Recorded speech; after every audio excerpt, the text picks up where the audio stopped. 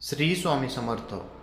मित्रांनो, वास्तुशास्त्रानुसार कोणती झाडे आपण आपल्या घराबाहेर, घरासमोर आणि घराशेजारी लावावी आणि कोणती झाडे लावू नये, झाडांचा आणि आपल्या प्रगतीचा खूप जवळचा संबंध मानला जातो. काही झाडे ही अत्यंत शुभ असतात, जी आपल्या घराची चारही बाजूंनी प्रगती करतात. म्हणजेच तुमचा उद्योग असेल, तुमची नोकरी असेल, या सर्व बाबींवरून आपली प्रगती होत असते. त्यातून भरपूर पैसा घरी येत असतो, सुख समाधान येत असते. या उलट काही झाडे मात्र अशुभ मानली जातात. अशी झाडे आपल्या घरासमोर, घराशेजारी लावली तर वास्तुशास्त्रानुसार ही झाडे अत्यंत नकारात्मक ऊर्जा निर्माण करतात आणि आपल्या घराची अधोगती निर्माण होते.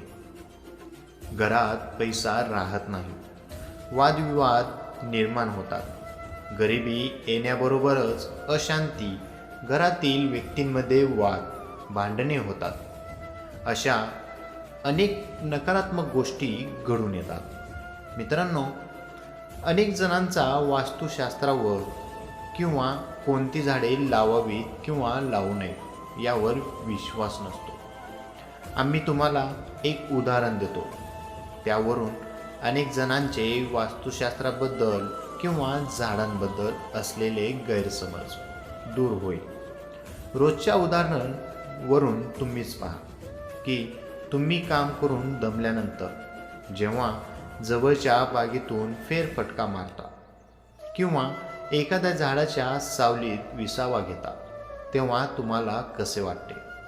साहजिकच तुम्हाला अत्यंत प्रफुल्लित आणि शांत वाटते.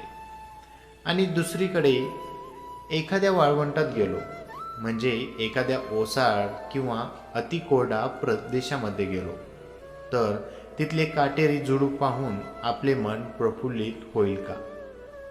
आनंदी आणि शांती मिळेल का? या ठिकाणी आपले मन अजिबात प्रफुल्लित होणार नाही. म्हणूनच आपण ज्या घरात राहतो, आपला जास्तीत जास्त वेळ ज्या ठिकाणी जातो, त्याच ठिकाणी मन प्रफुल्लित करणारे झाडे असतील तर आपले जीवन प्रफुल्लित व आनंदी होईल. ही झाडे सकारात्मक ऊर्जा बाहेर टाकतात आणि या सकारात्मक ऊर्जामुळे आपले मनही आनंदी होते. म्हणूनच आज आपण पाहणार आहोत की आपण आपल्या घराशेजारी, घरासमोर कोणती झाडे लावावी की ज्यामुळे आपले मन आनंदी, प्रफुल्लित आणि उत्साही होईल.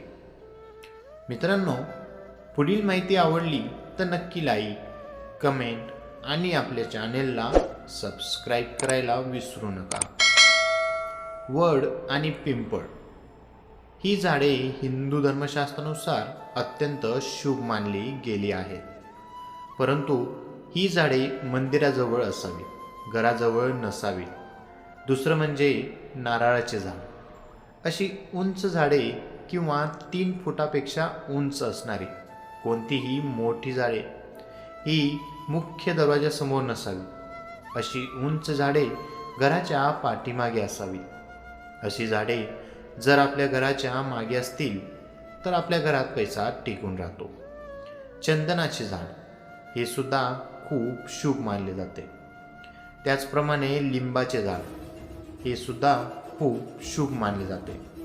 काटेरी झुडूप घरासमोर लावू नये असे म्हटले जाते, पण यासाठी 2 झाडे अपवाद आहेत. एक म्हणजे लिंबूचे झाड आणि दुसरे म्हणजे गुलाबाचे झाड. असे म्हणतात, लिंबाचे झाड आपल्या घरातील अनेक वास्तुदोष नष्ट करते, म्हणून हे झाड अवश्य लावावे.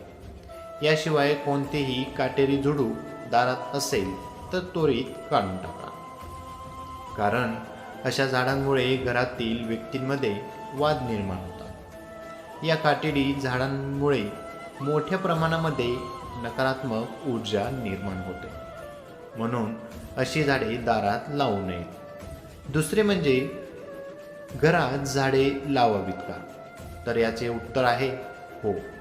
घरात आपण वृक्षे म्हणजेच झाडे लावली तरी चालते, पण कोणती झाडे लावावीत हे जाणून घ्या. घरात तुम्ही लहान झाडे लावू शकता, मात्र बोनसाली केलेले झाड लावू नये. तसेच घरावर चढणारे वेल घरात लावू नये. अनेक लोकांना आणखीन एक प्रश्न पडतो, तो म्हणजे तुळस नेमके कोठे लावावी. तर मित्रांनो, ईशान्य दिशा तुळस लावण्यासाठी अत्यंत शुभ मानले जाते. हे शक्य नसल्यास पूर्व दिशेला ही तुळस लावू शकता.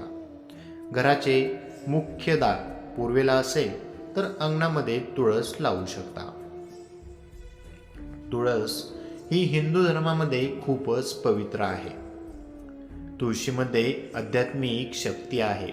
तसेच तुळशी औषधी वनस्पती आहे. म्हणून प्रत्येकाने आपल्या घरात तुळस अवश्य लावावी.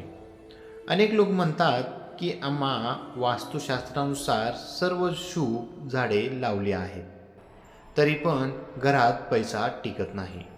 याचे कारण म्हणजे आपण जी झाडांची निगा राखायला पाहिजे ती राखत नाही. मित्रांनो, जो झाडाखाली जो सुकलेला जो पाला पाचोळा असतो तो मृत्यूचं प्रतीक असतो. हा पाला पाचोळा मोठ्या प्रमाणामध्ये नकारात्मक ऊर्जा निर्माण करत असतो. म्हणून अशी अस्वच्छता जर झाडाखाली असेल तर याचा प्रभाव म्हणून आपली घराची प्रगती रोखली जाते. म्हणून झाडाखाली असा पालापाचोळा न ठेवता वेळोवेळी स्वच्छ करावा. श्री स्वामी समर्थ. जय जय स्वामी समर्थ. मित्रांनो, ही छोटीशी माहिती आवडली असेल तर आपल्या व्हिडिओला लाईक, कमेंट आणि आपल्या चॅनेलला सबस्क्राईब करायला विसरू नका. श्री स्वामी समर्थ. धन्यवाद.